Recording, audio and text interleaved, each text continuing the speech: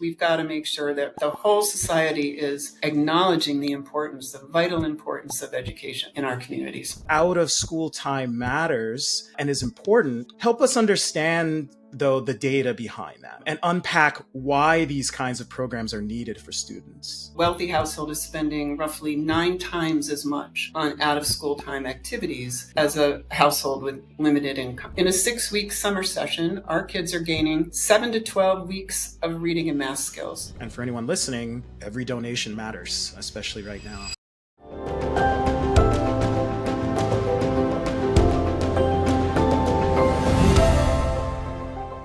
Welcome everyone to Guide to Good. We're going to talk today about why out-of-school time deserves donor attention. And across the US, opportunity gaps widen when school doors close for the summer. And so Horizons National partners with communities to provide joyful, year-round learning experiences that keep students curious, confident, and engaged. So in this episode, we explore how out-of-school time programs are reshaping education and how donors can fuel this change. We're going to be talking with Lorna Smith, CEO of Horizons National.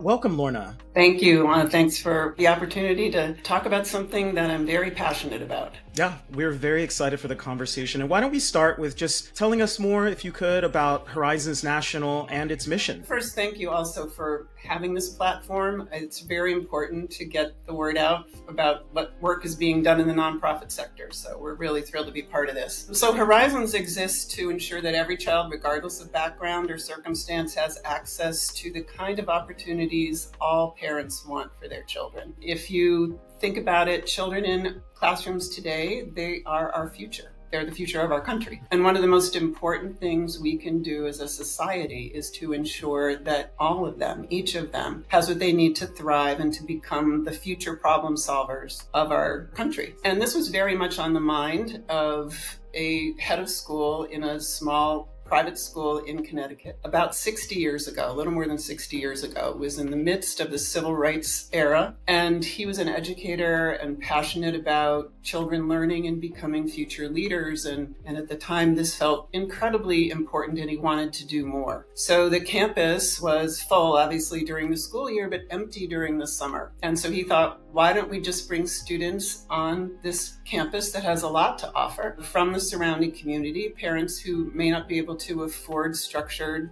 summertime programming and experiences, and just bring them on the campus. And that was the start of Horizons 61 years ago. About 30 years ago, a group of volunteers who'd been involved with the Horizons program, which of course evolved over time and became a very robust, whole child focused summer program. It was evaluated twice by the Yale Center for Child Development and determined that it really was helping kids with academics and their social emotional journey and just becoming more successful students. So they went out to replicate it, and 30 years later, we're at 71 sites in 21 states and continue to grow every year. As I said, the core of the program is a whole child approach to learning, which means we're looking at mind, body, and spirit. And it's a combination of that during a 6-week summer program. That is our main offering, though there is after school and weekend activities as well. Yeah, and that's such tremendous growth. I know you've seen a lot of that during your tenure, but 71 program sites all across the country. As you've alluded to it a bit, but how would you say your programs are unique? Because there are some other offerings out there like Boys and Girls Club. I know when I was growing up actually saved me on a few occasions by giving me a place to go where I could cause less trouble. But what makes your programs unique? And also interested in how you adapt them to the needs of each community, because I know there are sort of different things happening in, say, a rural area versus an urban area. So yeah, curious about those two questions. Sure. Well, there are lots of great summer programs out there and after-school programs. Boys and Girls Club is one of the best, and many of our affiliates partner with Boys and Girls Clubs for after-school and for even after the Horizons program. So we love partnering with other nonprofits who are providing these out-of-school time services. But what's unique about Horizons, it's not that what we do is that complicated, it's the blend of what we do that's unique. The most important differentiator is probably really our long-term approach. So most students start Horizons in kindergarten. And when they arrive during the application process, we're saying to them, we're making at least 9-year commitment to you and your family. And that means we hope you will make the same commitment to us, that you will ensure that your child keeps coming back year after year until at least the time when they're entering high school. So this sort of changes the whole experience right out of the gate, right? To understand that that's what this is about. It's not about just one summer experience and experiencing something new every year. It's about developing this sense of belonging and family and really making it your place to be in the summer. So that long-term approach is one of the biggest differences. Another one is that we have experienced lead teachers and a 5-to-1 student-teacher ratio. So there's a lot of teaching power in the room for Horizon students during the academic portion of their day. So that means there's a lot of small group instruction and individualized instruction. We assess each student at the beginning of the summer so we know what kind of help they need, and we make sure we try to deliver that. And actually then we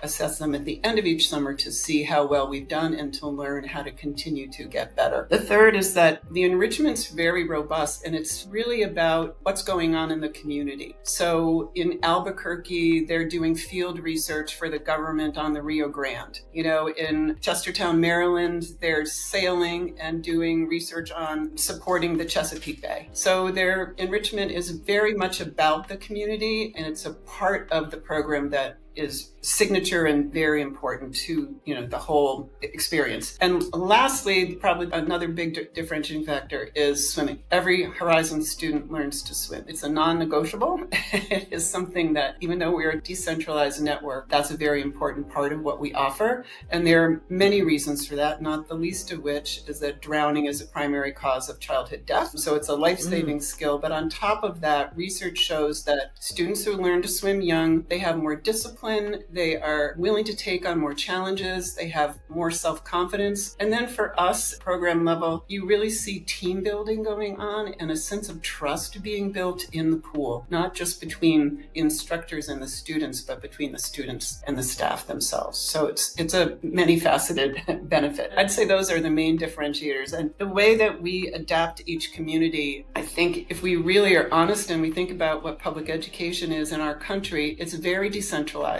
It's hyper-local. And so the way to create a system that supports the public schools, which is really what we do, we're not taking kids out of public schools, we're supporting them in the summer so they go back better prepared to their schools in the fall. We needed a program that was going to reflect the actual design of the public schools. So we're decentralized and we have a tremendous amount of respect for local ownership, for what's going on locally. So therefore, not only we're decentralized, but we have several sort of expressions of the Horizons organization. So there might be a single site program in a small community, a multi-site program in a middle-sized community. In Atlanta, we've got what we call a regional program where there are 10 sites. Why? Because that works there, but that's not going to work in Fort Pierce, Florida. So we are very flexible in the design or organizational design of the programs. And then lastly, we don't have a standard curriculum. When I first share this with people, they'll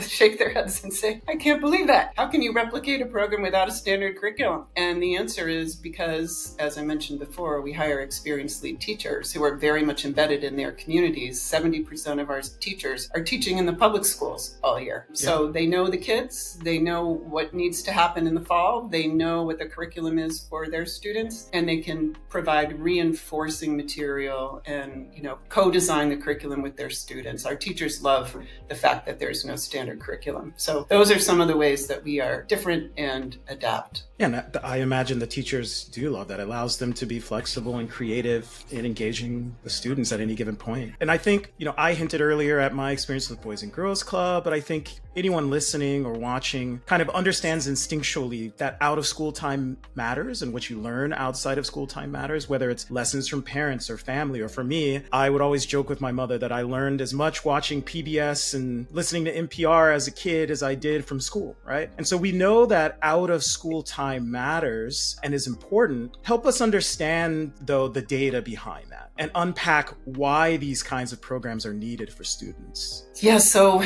it surprises me to say this, even though I know the statistics so well, and you brought it up, is the amount of time children are spending in school is roughly only 20% of their waking hours. That means, if you think about it, most learning about stuff is going on outside of school. And so how that time is spent is hugely important, especially if you want to look at how it influences what goes on in school. So prior to the pandemic, there were gaps in what families of differing incomes were able to provide and offer their children in that 80% out of school time space. And you can imagine that there's a lot of variability there depending on the amount of money that can be spent. Since the pandemic, that has really blown apart. So it's gotten much more extreme. So right now, a wealthy household is spending roughly 9 times as much on out of school time activities as a household with limited income. That's a huge difference and has impacts for not just academic, but for social growth. So there's that huge difference. I'd also say that the pandemic, used to be when I first started in this role 20 years ago, that I would have to explain what summer learning even is. That's no longer an issue. The pandemic made it really clear how important out of school time was. And there was a huge federal investment of about $2.5 billion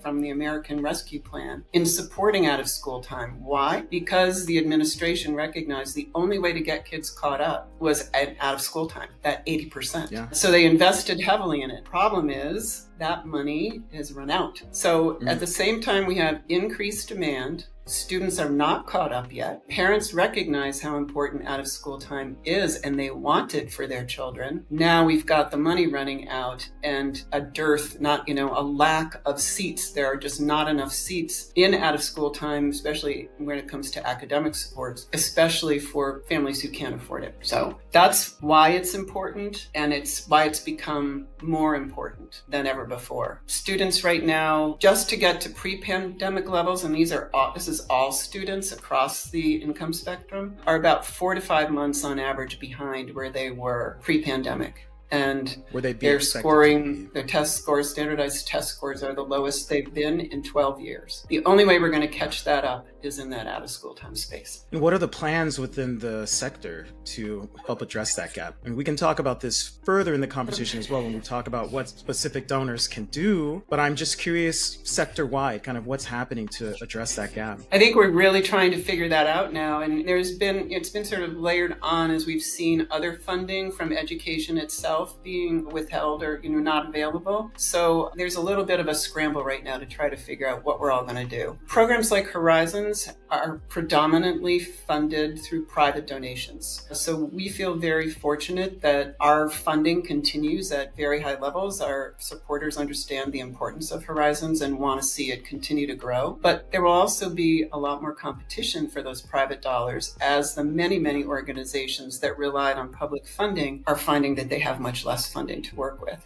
So there's a tremendous amount of competition, as I said, not enough seats. And the districts, which run by far the majority of the out-of-school time programs, they don't have the funding to support, a lot of them don't have the funding to support OST. So it's going to be a problem. There will be a gap between what people want, what they demand, and what we're able to provide for quite a while. Private philanthropy is going to be the main support to try to fill that gap. Yeah, and that's such a common story across so many of the sort of nonprofit sectors and cause focus areas these days that it's really unfortunate, but it's always good to know. And for anyone listening, every donation matters, especially right now. I'm curious to explore as well. You've mentioned a few times that your programs support the spirit of students, their well-being, social connection. You mentioned swimming. Can you dive into that a little bit more?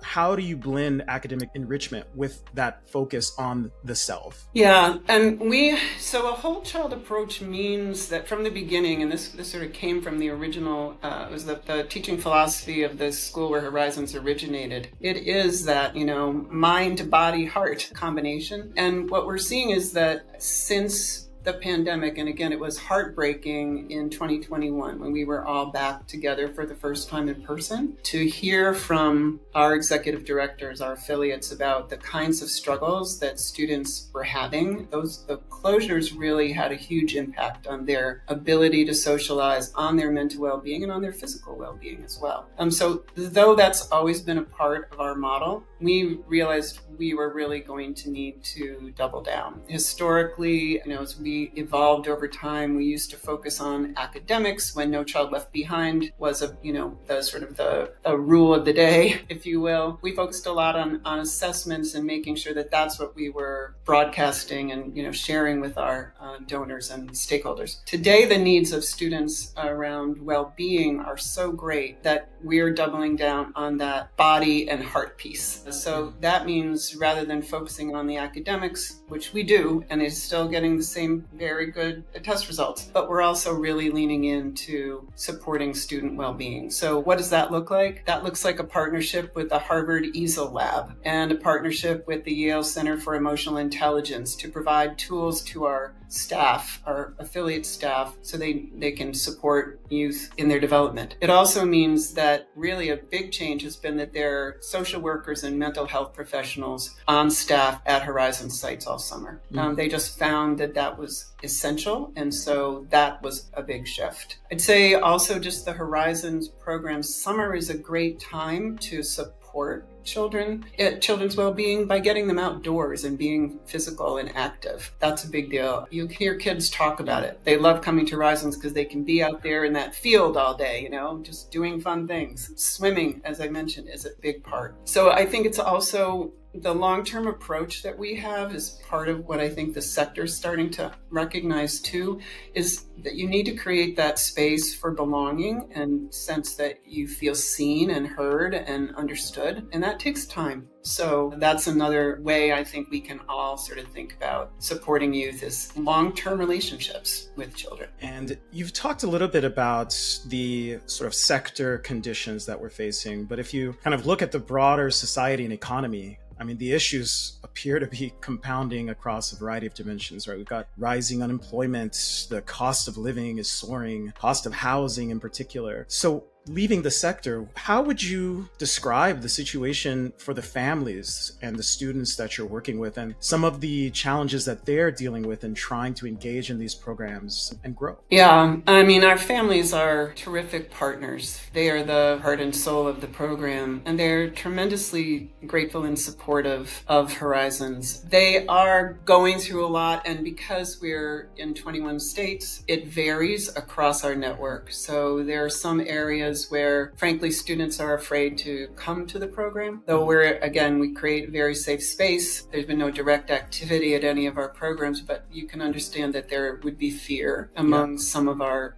students and families. So that impacted our attendance a little bit this past summer. I would say other than that, they lean into, again, these long-term relationships that we have at Horizons. Horizons becomes so much more than just this program. When the pandemic hit, that was the first place that many of our families contacted was Horizons. What do I do? And so they get that kind of support. That our programs went out and delivered meals door to door, and did virtual classes and one-on-one virtual support. I think that is leaning into just sort of being human with the relationships has been very important as well. I think there will continue to be a lot of challenges. There are right now with SNAP. We'll see how that gets resolved. It's a very stressful time. That's just the truth for a lot of our families. And education is changing, right? So I imagine trends like artificial intelligence and how it's being used by students. We've all seen the national headlines of how that's affecting new graduates trying to find jobs or students using that on their papers, sort of at all levels. What are the trends in education that you're seeing that are shaping the future of out-of-school learning? And how is that happening across the space? You're right. AI is very much on our minds for several reasons. One of the reasons being is a concern that it might actually help exacerbate the gaps. If students Yeah. are not in an environment where they can be exposed in a productive and healthy way, I mean, just like learning how to give, one of the, like a chat GPT, the right prompt, right? That can make a total difference in what your experience is with the AI. So that's one of the areas that we're thinking about. How do we support our students so that there aren't like new and continued gaps? Other trends in education, I think, that are that make me hopeful are some of the gamification and leaning into experiential learning, because another problem as a result of the pandemic has been increased absenteeism, especially chronic absenteeism. And why would that be? We think it's largely because of a lack of engagement and relevance. Why is school important to me? And being able to make it more experiential and related more to making a living eventually is definitely a trend that we see, and one that's important to keep children engaged and coming back. As I mentioned before, I think the whole child approach and understanding that a child who's under a lot of stress or doesn't have enough food to eat is not going to be able to learn reading and math. Understanding that and putting that all together, and instead of separating it out, well, this is an SEL program and this is a math class. Instead, you put them together and you have a math class where students are thriving because they're challenging each other, sitting around a table and learning together and solving a problem by iterating on each other's ideas. So there are just ways to engage kids and keep them feeling like this is relevant to them, it's important to them, and it's important to the community. I think that's another part of it, is we can't marginalize education. That's one of the ways that our partnership model can really have an impact in a community, because it's very powerful. If you think about it, if you think about a college, a university, a charter school, an independent school or two, a church, maybe a community organization coming together and saying, we're all going to run these summer programs. And you know why? It's because K-12 public is essential. It's an essential part of the fabric of our society, and we believe in it. And so we're going to do this. That's also part of it, is we've got to make sure that the whole society is acknowledging the importance, the vital importance of education in our communities. Yeah. And on that note, what are some of the measurable benefits of out-of-school programs like Horizons? And, thinking about all the headwinds that you've mentioned, what's at risk if programs like Horizons aren't sustained or scaled? Yeah, so we collect a lot of data at Horizons. And as I mentioned before, most of that is so that we can make sure we're doing the best job we can for students. But I think there are ways for us to look at that data in the future that could support the field even more. So that's one of the things that we're looking at. Some of the things that we measure consistently include, as I said, pre to post summer academic gains. So in a 6-week summer session, our kids are gaining 7 to 12 weeks of reading and math skills. That compares to like an assessment that's used during the school year, where an average student at any income level is learning 6 weeks of reading and math in 6 weeks. Our students who come to us, mostly performing below grade level, are learning 7 to 12 weeks in a 6-week period. And they're having fun doing it. Yeah. So it not only gets them caught up, it accelerates their learning so that, again, they can catch up and go into school better prepared. And they will tell you that. They will tell you how much better it feels to walk into school in the fall, knowing that they're ready to go. And so that's one of them. And if you add that up, just like summer learning loss is cumulative, so, children lose, say, 2 months of learning every summer if they don't have supports during the summer, that's cumulative and can mean about 2 years of learning loss by the time they're entering high school. At Horizons, if you're with Horizons from K to 8, you're gaining 2.5 years effectively of learning. So you are not only erasing anything that summer learning loss could have caused, but you are ahead of where your peers would be without that intervention. Also, 90% of Horizons students graduate from high school on time, which is very high, and they're 50% more likely to attend college than their peers. So that's also a really strong outcome. And we still know that college is very important for many, many jobs, not all jobs, and we don't take the position that everyone should go to college. There are many other pathways to a very happy and successful life. It doesn't all have to be college, but they're attending at high rates. And I think maybe the statistic, the data that means the most to me is what's happening with our alumni. Our alumni, many of them, because of the power of learning and teaching and learning was for them in their young life, many of them are going into the teaching profession. We know we have a teacher pipeline problem. Young people who are motivated and engaged and know what great teaching feels like, those are the folks we want in the pipeline. And so that's true of a lot of Horizons students. They also come back and support the program. As I mentioned, I've got 2 of them are my bosses on my board, and then we've got Horizons alumni running Horizons programs, being site directors, teachers, assistants, board members. We like to keep track of what our alumni are doing because it's very motivating. Inspiring. Yeah, I'm sure. I'm on the board of a study abroad organization, and it's a similar tale of a lot of the trustees. It's an organization called World Learning, came from the programs and understand the value that they hold, and that commitment is just super powerful in moving organizations forward. When you think about how a donor could support the work that you're doing, what are some meaningful ways that they can support your mission? And also, as you think about all of these headwinds and all of these trends, what's your strategy for the organization over the next 3 to 5 years? Yeah, so Horizons is powered by volunteers. There would be no Horizons without volunteers. Our host schools volunteer in a way by all the in-kind support they provide. So these schools are supporting, bringing in a lot of students from the surrounding communities and providing a lot of in-kind benefits, including the space for free. That's really important. Each Horizons affiliate has its own board. Those boards are all volunteers, and they're from the local communities.